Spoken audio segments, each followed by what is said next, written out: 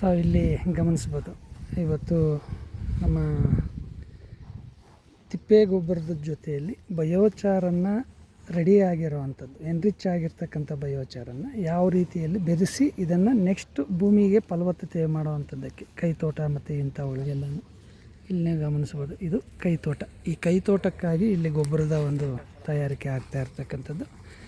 ಇದು ನಮ್ಮ ನೈಸರ್ಗಿಕವಾಗಿ ನಮ್ಮಲ್ಲಿ ಸಿಗ್ತಕ್ಕಂಥ ಒಂದು ಸಂಪನ್ಮೂಲಗಳು ಏನಿದಾವೋ, ಕೃಷಿ ಉತ್ಪನ್ನಗಳಲ್ಲಿ ತಿಳಿಯತಕ್ಕಂಥ ತ್ಯಾಜ್ಯಗಳು, ಅವುಗಳಿಂದ ತಯಾರು ಮಾಡ್ಕೊಂಡು ದನಕರುಗಳ ಸಗಣಿ ಮತ್ತು ಗಂಜಲವನ್ನು ಬೆರೆಸ್ಕೊಂಡು ಎನ್ರಿಚ್ ಮಾಡ್ತಿರ್ತಕ್ಕಂಥದ್ದು.